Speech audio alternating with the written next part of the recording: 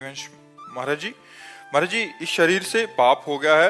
पति से द्वेष भावना के कारण मैंने पर पुरुष से संबंध बना लिए थे। अब मुझे बहुत जलन हो रही है। मैं पाप कर दिया महाराज जी, इस पाप का स्वीकार करती हूँ, बट अब यही तो आज के वातावरण में यही सब बातें फैल रही हैं। इसीलिए तो कहते हैं कहीं ना कहीं आप अध्यात्म से जुड़ी हैं, तभी आपके हृदय में जलन हो रही। नहीं, किसको जलन होती है? किसको जलन होती है? तो मनोरंजन माना जा रहा है आज के समाज में। पर अगर हो सके तो लौटो, अपने पति की तरफ भगवत भाव लाओ। चाहे जैसा पति हो, अंध बधिर क्रोधी अति दीना, ऐसे पति कर किए अपमाना, नारी पाव जमपुर दुख नाना। जो शास्त्र कहता है, अगर हमारा पति अंधा है, हमारा पति किसी अंग विहीन है, हमारा पति कमजोर है, तो भी हमें अपने पति का ही सेवन करना चाहिए, पर पुरुष का सेवन नहीं करना चाहिए। पति से द्वेष क्यों?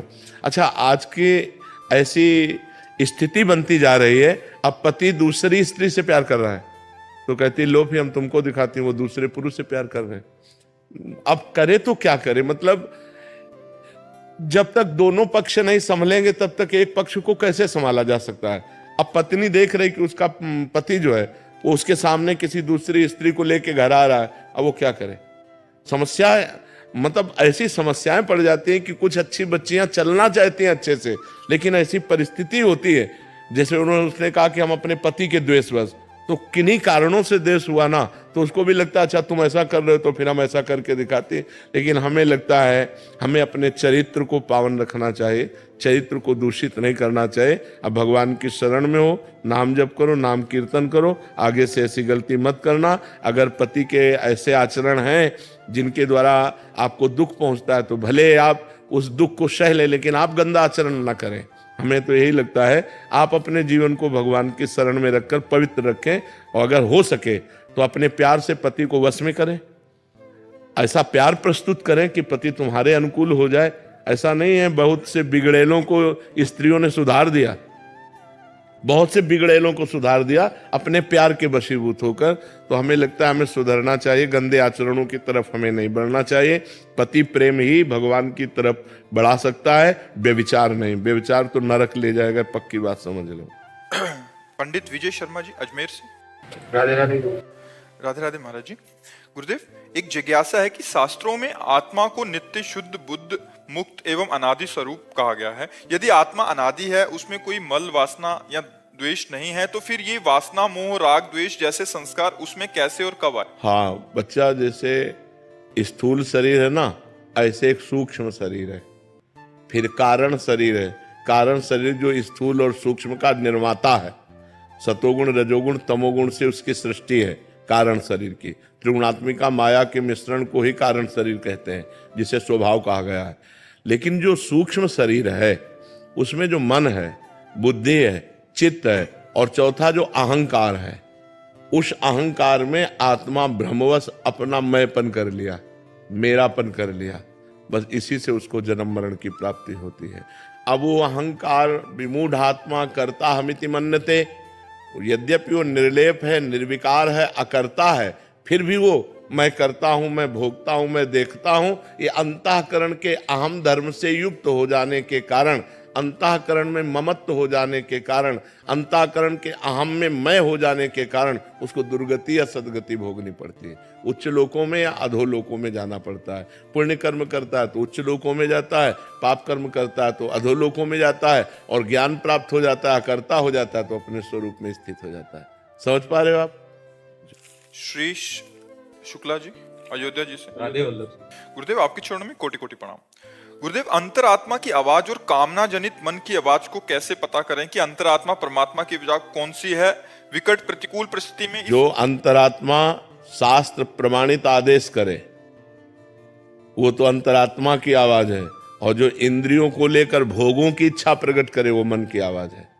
जैसे आप किसी स्त्री की तरफ हेरें तो अंदर से आएगा गलत है, क्योंकि शास्त्र आज्ञा करता है पर स्त्री की तरफ दोष दृष्टि से नहीं देखना चाहिए, तो अंदर से आज्ञा गलत है, ठीक नहीं है।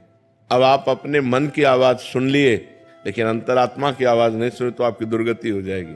अंतरात्मा की आवाज शास्त्र प्रमाणित होगी, मतलब सत्य होगी, मंगलमय होगी। पर उसको वही मान सकता है जो नाम जप करता है कि नहीं, हमारा हृदय नहीं कहता मैं ऐसा करूं। और अगर कहीं भूल चूक से गलती हो गई तो जलेगा हृदय और दोबारा नहीं करेगा। तो अंतरात्मा जो भगवान की आवाज होती है वो शास्त्र प्रमाणित होती है, मतलब निष्पाप आवाज होती है, उसमें पाप कभी नहीं हो सकता। और जो पाप की आवाज होती है वो मन की आवाज होती है कि चलो ऐसा कर लेते हैं, चलो ये खा लेते हैं, चलो ये देख लेते हैं, चलो ये भोग लेते हैं। वो अंदर से वासना जो उत्पन्न करता है वो मन करता है। और जो निर्वासनिक आवाज होती है, ये गलत है, वो परमात्मा की आवाज होती है। अंदर विराजमान परमात्मा सबके, वो उसकी आवाज होती है। तो जी जैसे विषम परिस्थिति में तुरंत पता नहीं चल पाता है, ऐसे प्रतिकूल परिस्थिति आई तो फिर तो प्रतिकूल परिस्थिति आई तो आप एकाग्र हो और परमात्मा से पूछो, उसी समय एकाग्र हो कि हे प्रभु मेरे अंदर प्रेरणा करो, मैं इस विपत्ति से कैसे निकलूं, या मुझे ऐसी सामर्थ्य दीजिए कि मैं इस विपत्ति को सह लूं। दोनों बातें। अगर विपत्ति आई है तो मुझे सहने की सामर्थ्य दो, या इस विपत्ति से निकलने की सामर्थ्य दो। भगवान से प्रार्थना करो, जरूर वो अवश्य सुनेंगे और किसी न किसी रूप में।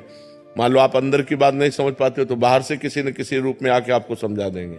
कोई शास्त्र की बात आ गई, कोई क्लिप संत के प्रवचन की निकल पड़ी, या अंदर से बात आ गई, या कोई व्यक्ति आके समझाने लगा, वो परमात्मा ही होगा जो आपको समझाएगा उस समय। विपत्ति के समय हमको एकाग्र होकर केवल भगवान का आश्रय लेना चाहिए। अगर भगवान का आश्रय लिया तो विपत्ति विपत्ति नहीं रह जाएगी। आदमी तभी आश्रय लेता जब कोई आश्रय नहीं रह जाता। ये सबसे बड़ी गलती है। विपत्ति आते ही भगवान का आश्रय नहीं लिया जाता, फोनों का आश्रय लिया जाता है। उनका फोन नंबर लगाओ, उस व्यक्ति से मिलो। जब सब जगह निराशा होती है तब आखिरी में भगवान, जैसे द्रौपदी जी, पहले 5 पतियों का भरोसा, फिर सभापतियों का भरोसा जो भीष्म आदि द्रोणाचार्य आदि, फिर अपने बाहु का भरोसा, फिर अपने दांतों का भरोसा। जब देखा अब कुछ नहीं, तब श्री कृष्ण का भरोसा। और जहां श्री कृष्ण का भरोसा वहां विपत्ति नहीं रहती। वस्त्र रूप में भगवान वस्त्रावतार हो गया, खींचते खींचते दुशासन हार गया, पर यहां से वस्त्र नहीं हटा पाया। इसलिए विपत्ति आते ही सबसे पहले हमें भगवान का सुमिरन करना चाहिए, भगवान से प्रार्थना करनी चाहिए। कमल शर्मा जी, गुरुग्राम से। राधे राधे महाराज जी। महाराज जी, किसी भी बात को जानने का और मानने में क्या फर्क है श्री जी? जानने में बुद्धि प्रधान होता है, मानने में हृदय प्रधान होता है। जो बुद्धि प्रधान साधक होगा वो मानने पे नहीं होगा, वो तर्क की कसौटी पर कस करके फिर जान करके मानेगा, ये बुद्धि प्रधान। और जो भाव प्रधान है, हृदय प्रधान है, वो मान करके जान जाएगा अपने आप। हम किसी बात को जाने और उसे कैसे माने, जानते हैं? शास्त्र, तस्मात् शास्त्रम प्रमाणम ते। वो बात शास्त्र युक्त है कि नहीं, वो महापुरुषों द्वारा माननीय है कि नहीं। ऐसा नहीं कि हम अपने बुद्धि कसौटी में कस लिया और वो बात हाँ हो गई तो हम उसे करेंगे, नहीं। तस्मात् शास्त्रम प्रमाणम ते कार्य अकार्यो व्यवस्थितो। कार्य और अकार्य की व्यवस्था शास्त्र में की गई। शास्त्र और संत प्रमाणित बात है तो हम उसे मानते हैं, शास्त्र और संत प्रमाणित बात नहीं है तो हम जानने पर भी नहीं मानते हैं, क्योंकि हमारी बुद्धि अभी परमात्मा प्राप्त नहीं है, अभी अशुद्ध है, त्रिगुण माया के अंतर्गत है, सतोगुण रजोगुण तमोगुण के अंतर, त्रिगुणातीत नहीं। त्रिगुणातीत बुद्धि में न संशय होता है और न किसी और प्रमाण की जरूरत होती है, वो भगवत स्वरूप होती है। लेकिन जब तक त्रिगुण के अंतर्गत है तब तक हमें शास्त्र और संतों के वचनों का आश्रय लेना होगा कि हमारे अंदर जो बात आ रही है, जो हम बात जान रहे हैं, वो सही है कि नहीं। यहाँ तक कि बड़े बड़े सिद्धों को इस बात के लिए प्रमाणित करना पड़ा है कि हमारे अंदर जो बात आ रही है, जो हमने तप के द्वारा प्राप्त किया, ये वही बात है कि नहीं है।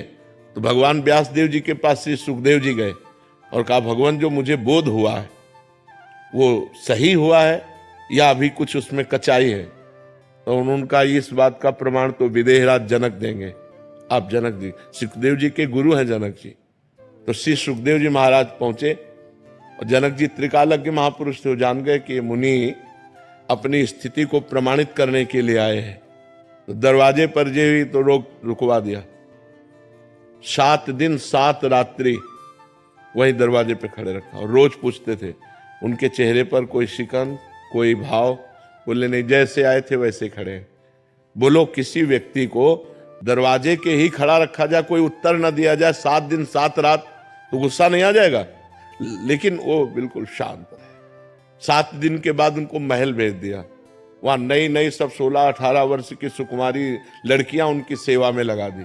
अब जनक जी राजा है और ये महाराज तो परमहंस है, दिगंबर रहते थे, नंग धड़ंग, 16 वर्ष की अवस्था। 7 दिन 7 रात्रि उन 9 कुमारियों की सेवा में रहने पर भी बोले जैसे गेट के बाहर थे वैसे ही महल के अंदर है, उनमें कोई फर्क नहीं। तब जनक जी आए और कहा, मुनि तुम्हें वो स्थिति प्राप्त है जिस स्थिति को ब्रह्मबोध कहते हैं। तो इसके लिए भी प्रमाणित करने के लिए गुरु की जरूरत पड़ी ना। तो हमारे अंदर कोई भी जानने में बात आती है तो शास्त्र संत सदगुरुदेव से प्रमाणित होनी चाहिए।